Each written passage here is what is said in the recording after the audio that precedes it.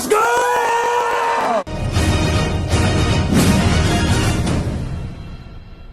Man, oh man, my butthole hasn't been this loose since my girlfriend pecked me with a Jay and Silent Bob strap-on. So Andy recently did an interview discussing The Flash, the multiverse aspects, and Ben Affleck's Batman specifically, which really perked up my nipples. So here's what he had to say, and I quote, "I talked to Zack Snyder, but it wasn't technical or narrative or anything. I just wanted to reach out and say, hey, because we haven't met before, and I just wanted to tell him that we would be respectful to the stuff that he did before," Barber adds, "and to the cast he put together. Zod isn't the only familiar face from the Snyderverse to make an appearance either. Affleck's Batman also features in what's thought to be a send-off to the character pending a potential Aquaman 2 cameo. When Game Rant puts this to them, though they aren't so sure." And this is what she had to say, Barbara. "How do you know it's his last time?" Let me repeat that one more time. How do you know it's his last time? God damn it, do not do this to me. Do not tease me, lick me, bone me, all right? I'm not in the mood for this. The truth is that the multiverse allows everything to happen, says Andy.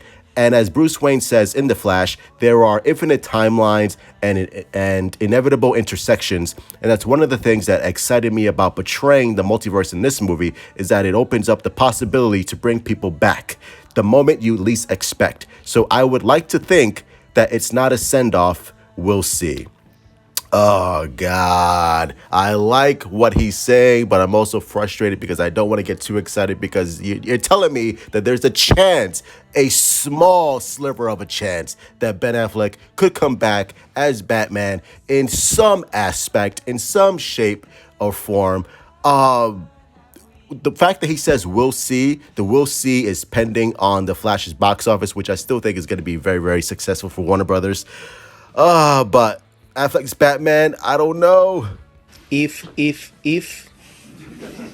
doesn't exist. Now on to old ass Keaton.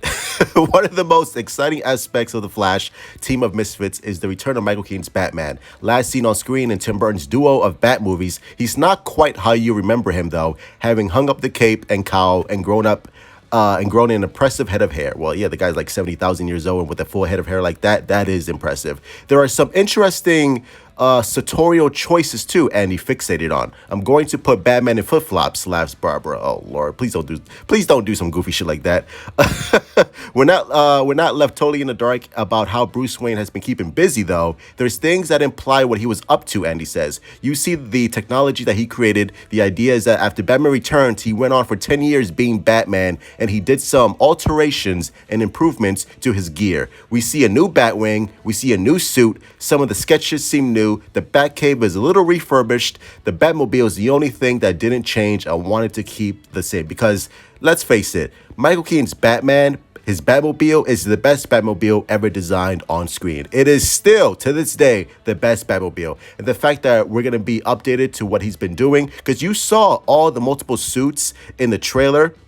He had like a fucking Ben Affleck Nightmare suit. He had a Mr. Freeze code suit. He had the classic blue and gray suit. Dude, like, at first I was like, you know what? I don't want to see a Michael Keaton Elseworld movie. Like, he's too old. Let that shit die. I'm not interested. Now I'm like, yo, I want to see an Elseworld Michael Keaton Batman movie. Because listen, I love Michael Keaton. I think Michael Keaton is certainly one of the best Batmans out there. We already know Affleck is the only Batman for me. He's the best Batman. But Michael Keaton, obviously, he holds a special place in everyone's heart because he was the first for a lot of people. He was their Batman. So I would love to see an Elseworld Batman film with Michael Keaton. I think that would be great. And I think, you know, especially like if it's Elseworld, like, why not? Even though I'm not too keen on, you know, multiple Batman movies that are Elseworlds, I still believe that there should be one Batman, and that Batman should be in the DCU, which is why I'm not getting too excited for Ben Affleck's Batman to return, because James Gunn has already shut that down. Ben Affleck has already shut that down. Ben Affleck has stated that he has no interest in returning as Batman. He has no interest in directing comic book movies, even though I will say, as much as I love Ben Affleck and as much as I love his movies that he's directed, they're not really lighting up the box office, right? They're not really making a ton of money. So I can see maybe a couple of years down the line, I could see Ben Affleck come back and direct a DC movie, not necessarily come back and beat Batman, because I think those days are over, and I really do believe him when he says that he's just not interested. So, but again, money talks. But money talks for directing, not coming back as Batman, which I do believe that his days as Batman is over, unfortunately.